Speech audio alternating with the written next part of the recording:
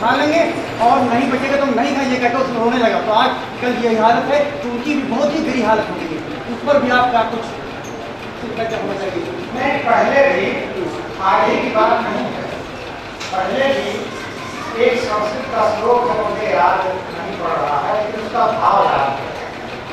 उसमें वो कहते हैं कि हमें राजा कहना जाता है तो कहता है कि आप हमें विद्वान नहीं मानते, मैं ब्राह्मण, आप हमें विद्वान नहीं मानते, आप हमें दान नहीं देते क्योंकि मैं गरीब हूँ, मेरे वस्त्र मलिन है, मैंने अपना रूप ऐसा नहीं बनाया हुआ है तो मैं विद्वान दिखूं।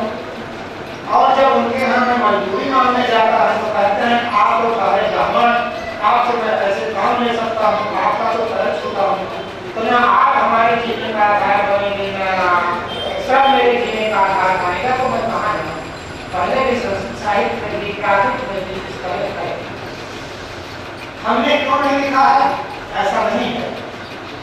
हमारे आखिरी सवाल में आत्महत्या करने की स्थिति में जो किसान जाते हैं वो एक पाड़े हैं। उन पाड़े के पिताजी स्वतंत्रता संग्राम सेनानी और बहुत बड़े कवि अपने जमाने के रहे। वो ऐसे व्यक्ति थे सामाजिक सरोकारों वाले की, उसमें उन्होंने कहा है, राइटर ने लेखक ने कहता है कि जब मजरूह सुल्तानपुरी को बम्बई में जेल हो गई थी पंडित नेहरू के खिलाफ कविता लिखने के लिए, पंडित नेहरू के खिलाफ मजरूह सुल्तानपुरी ने लिखा था कि सरमाएदारों का बिल्लू नेहरू और मुसीबत लाने न पाए, मार ले साथी जाने न पाए। तो वो जेल हो गई थी, तो अब गांव से पैदल गए सुल्तानपुर से उनसे मिलने के लिए। ऐसे लोग जो हाथी पर बैठा करके कवियों को ले आते थे अपने गांव में, जहाँ सड़क नहीं थी, हाथी पर इसलिए बैठाते थे, बीच में पानी भरा रहता था, बाजार से लेकर घर तक वहाँ पर कोई रास्ता नहीं था, वो अपने गांव में सम्मेलन के लिए आते थे। उनकी ये दशा हो गई कि उनका बेटा आप कोई आत्महत्या करता है तो उसी व्यक्ति की सबसे गिरानी हालत होती है। दलित समुदाय में जो हमेशा ही मजदूरी करते आए हैं उनके यहाँ आत्महत्या की स्थिति नहीं बनेगी जब तक कि हफ्ते 10 दिन बिल्कुल खाने पीना वास्तव में जान बची जाए। वहाँ जान जाती है, आत्महत्या नहीं होती है। यहाँ जान दी जाती है और वहाँ जान चली जाती है। अंतर तो है, लेकिन ऐसा नहीं है कि हमारे यहाँ ऐसे कैरेक्टर नहीं है। हमारे यहाँ बड़े खलासी है जिनका कहानी में उनका पकड़कर ड्राइवर है वो पिछड़ी जाता है और जो खलासी है वो बड़े खलासी है। ऐसा नहीं, कहानियों में अंडर करेंट बोलता है। आप सारी चीज को मुखर करके नहीं कर सकते हैं। कई प्रकार के भाई एक तबले की एक धुन एक जो दम दम करती है तो फिर करती है, एक मजीरा नहीं बजता है, इतना ही नहीं पड़ता है। मजीरा नहीं रहेगा तो आपको पता चलेगा कि मजीरा नहीं है, लेकिन है तो आप उसका नहीं पसंद। ऐसा नहीं, तो कहानी में भी ऐसे ही है। सारी रिद्म, सारी धुन, सारी लय अपने अपने जिसको जो स्पेस दिया गया शास्त्र में, कहानी के शास्त्र में जो स्पेस बनाया है उसी में छोटी मोटी को रिपोर्ट करने के साथ साथ सबको सबका दायित्व मिलता है। हमारी रचनाओं में भी मिला है।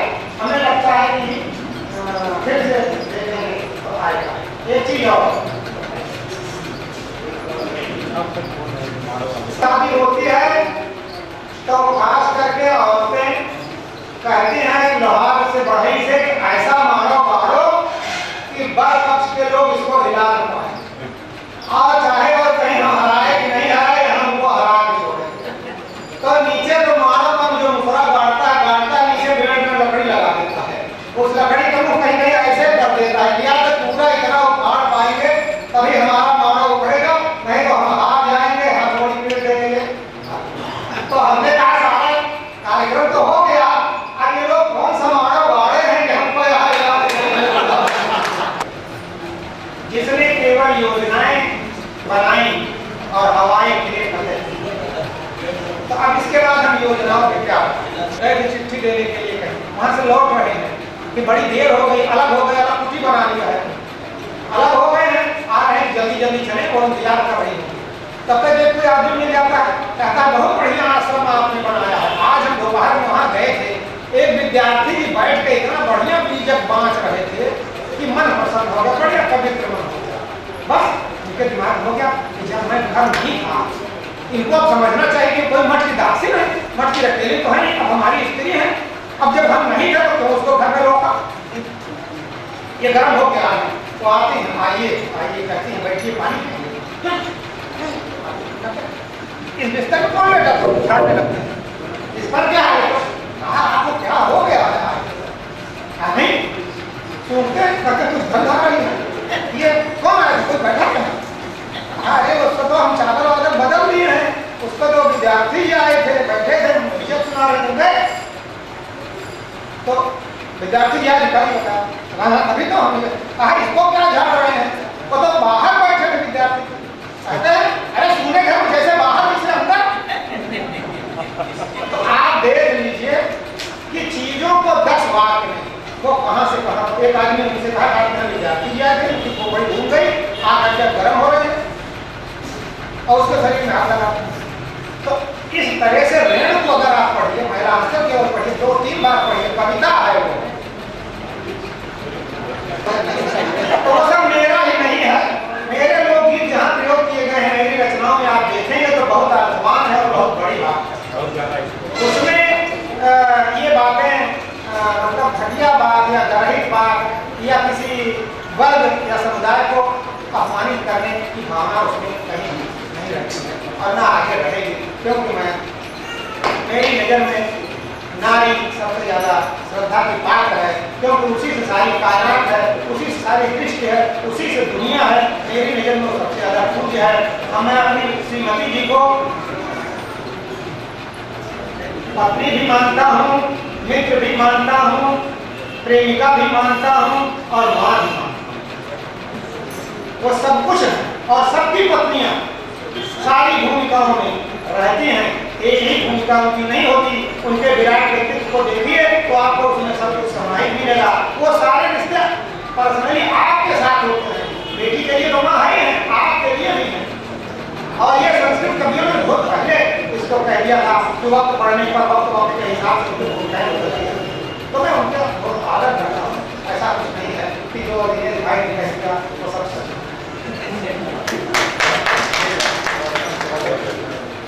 और कोई बात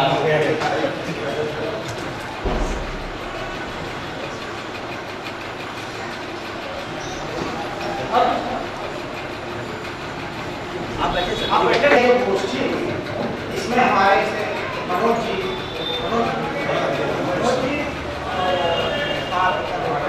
प्रभाकर सिंह जी और वो साहू जी ने जिस नए एंगल से हमारी कहानियों के बारे में अपनी राय रखी है, मैं उससे बहुत लाभान्वित हुआ हूँ। और खास करके आप दोनों लोगों ने जो ये कहा है कि कुछ तो ऐसी उम्मीद रहनी चाहिए पाठक को, श्रोता को, कुछ इंगित होना ही चाहिए कि किस दिशा में जा करके कुछ आगे डिटरमिनेट हो सकेगा। मैं समझता हूँ कि वह चीज शामिल होनी चाहिए और आगे की रचनाओं में स्थितियाँ ऐसी बननी चाहिए कि जो भी कुछ रह गया है, जिन चीजें जैसे भरतनाट्यम में कहीं कहानी। अब मैं पढ़ता हूँ, मुझे लगता है कि ये इसमें और कुछ कहा जा सकता था या कुछ चीजें नहीं होती तो अच्छा था, और कुछ चीजें होती तो अच्छा था। तो धीरे धीरे लेखक भी अपना परिष्कार करता है। और जब इस तरह की गोष्ठियाँ होती हैं, जैसे धीरे कुछ बातें बताएं, हमारे स्वास्थ्य में कुछ बातें बताएं, तो उनसे मानस में वो चीजें अलग होती है, याददाश्त नहीं रहती है। आप कहीं नोट नहीं किए रहते हैं, डायरी खोल कर पढ़ते नहीं हैं, लेकिन वो कहीं फीड हो जाती है और उतना ही हिस्सा उसका फीड होता है जितना आपसे रिलेट करता है।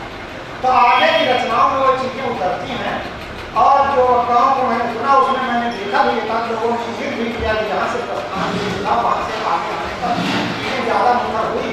शुरुआत में उस तरह की चीजें कहने की सनासिक परंपरा भी नहीं थी जो मेरा कसाई पढ़ा है।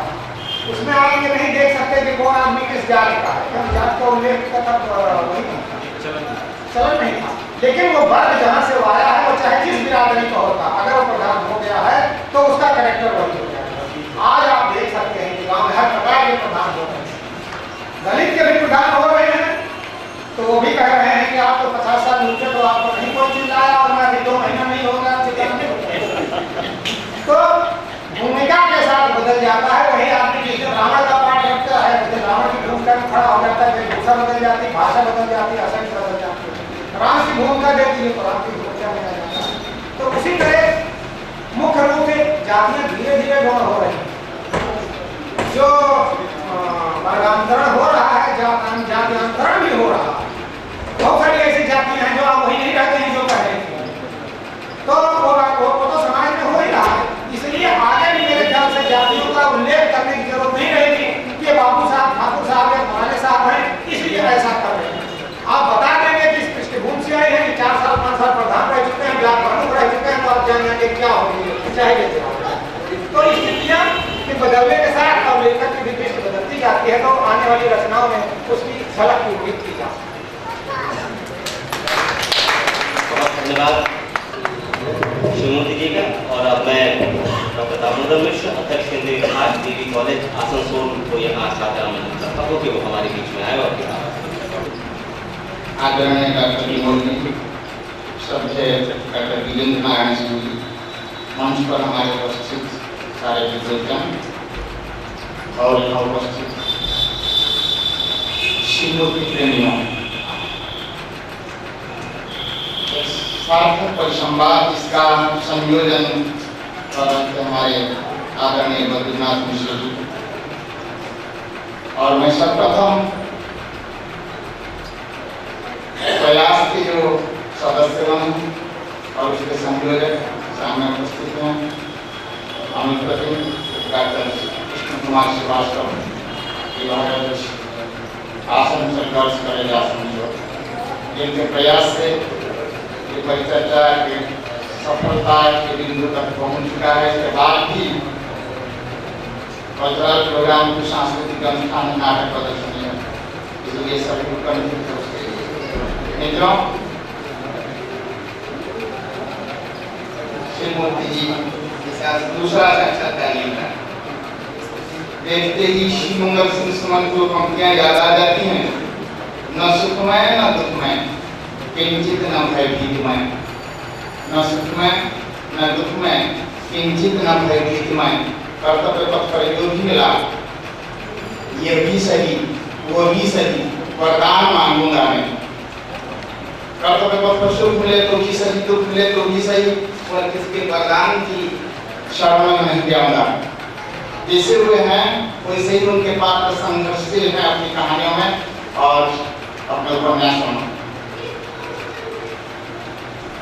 2-3 छोटी-छोटी बातें याद आ रही हैं, जैसे कि सार्थक समीक्षा पेश की गई, जिसमें एक सुंदर संस्मरण के साथ अपने आलोचकीय दृष्टि को भी पेश किया डॉक्टर दिनेश कुशवाहा जी ने। उपस्थित हैं डॉक्टर प्रभाकर सिंह जी, उन्होंने लोक संस्कृति को केंद्र में रख करके मूल्यवान विचार रखे। अजय साहब जी हैं, यथार्थ के कुछ अनछुए पहलुओं को सप्रमाण पेश करने का प्रयास किया। मनोज सिंह जी, गांव के भीतर से जो प्रतिरोध है उसको केंद्र में रखकर अपने विचारों को प्रस्तुत किया। और मयंक खरे जो हैं, उन्होंने अंतिम बात कही, शिवमूर्ति की परंपरा शिवमूर्ति से आगे जाए, और जो बातें बाकी हैं उन्होंने उसको मंच में कई आलेखों के माध्यम से प्रस्तुत कर दिया।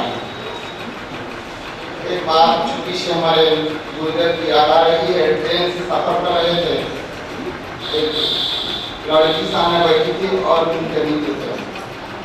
आपस में बात करते समय प्रश्न उठा, लड़की ने कहा कि अच्छा बोले तो बुरा में है क्या? बोले क्यों? उसमें गाँव है, बुरी किसान क्या कुछ नहीं समझ में आ रही है बात, उसमें है क्या?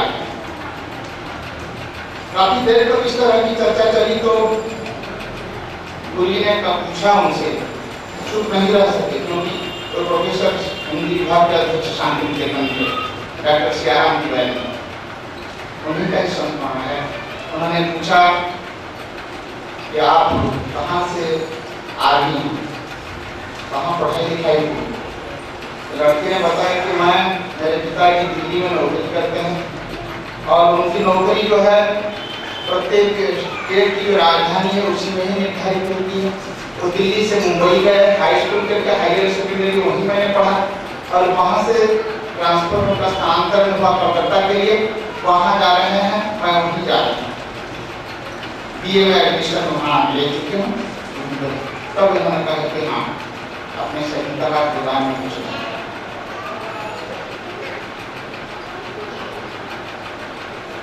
दूसरी एक छोटी सी कहानी याद आ रही है, वो ये है एक मित्र अपनी एक कहानी लिखी और दूसरे को दिया पढ़ने के लिए और उन्होंने उसको पढ़ लेने के बाद दूसरे दिन पूछा कि कैसी कहानी रही। अब फिर एक बार मैं पढ़ूँ, पढ़ा, पढ़ने के बाद फिर उन्होंने पूछा कि बताओ ना, क्योंकि लिखने के बाद लेखक चाहता है कि कोई श्रोता मिले और वो सुने उस कहानी को, तो दूसरे एंगल से कहीं कि उसकी समीक्षा में उनको मिल जाए। कहानी बोलिए ना वो कहानी कैसी रही। तो क्या कहूँ दोस्त, उसमें कई चीजें हैं जो समझ में नहीं आई, मैं पूछना चाहता हूँ। तो उन्होंने ये कहा और कहानीकार ने कहा कि अच्छा ठीक है, ऑलराइट, क्योंकि हाजी गंगा की कहानी जैसे 2 बार पढ़ने में वो समझ में नहीं आया। इस तरह के उत्तर के लिए मैं ये कहना चाहूंगा कि शिवमूर्ति उसके जवाब है। एक ऐसी ही कहानी उनका प्रयास ही रहा कि जितने लेखकों को पूरा मैंने पढ़ा है उनमें से एक है शिवमूर्ति। कतरा हूँ समंदर का करम सह नहीं सकता, कतरा हूँ समंदर का करम सह नहीं सकता, मैं बहरे तलातों में कभी भी रह नहीं सकता। आईने से मत रखना कभी भी इस तरह की तवक्को, आईना टूट के भी झूठ को सच कह नहीं सकता। श्रद्धेय कथाकार शिवमूर्ति जो अपने अवगुण सब कहूं, गाढ़ी कथा पार नहीं रहूं,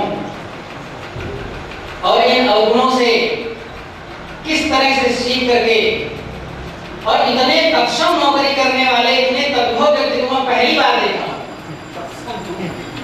प्रशासनिक अधिकारी होने के नाते तत्सम और कथा साहित्य में तद्भव बहुत अद्भुत मणिकांचन इसको कहते हैं। शायद जो प्रेमचंद और रेणुका मणिकांचन है वो तो ठीक ही है, लेकिन शायद मणिकांचन ये सबसे बेहतर उपमा है इसकी।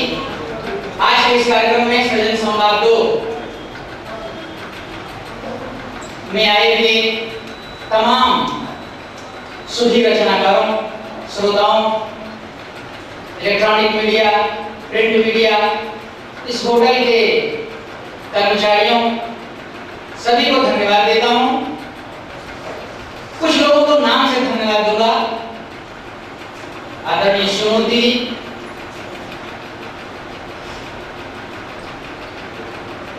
डॉक्टर वीरेंद्र नारायण सिंह जी, जिनको मैं बहुत पढ़ता हूँ, श्रीमान वीरेंद्र यादव जी, सुभाषचंद्र कुशवाहा जी, और जिनको आज पहली बार देखा है मैंने, हंस का मैं नियमित पाठक हूँ, आदरणीय संजीव जी, भेक्षु से पधारे हुए हमारे अग्रज, दोबारा मिलने का अवसर प्राप्त हुआ है इनसे, श्रीमान Manoj Kumar Singh ji, doctor Prabhakar Singh ji, doctor Damodar Mishra ji, doctor Dinesh Kushwaha ji, Mayank खरे जी, श्रद्धेय डॉक्टर विमल, आदरणीय डॉक्टर पन्ना, और इस कार्यक्रम में जाने अनजाने जिसने भी अपना सहयोग दिया है उन सभी को कोटि धन्यवाद। और आशा करता हूँ कि सृजन संवाद जहाँ 2 लिखा है वहाँ जल्द ही 3 लिखा मिलेगा। बहुत बहुत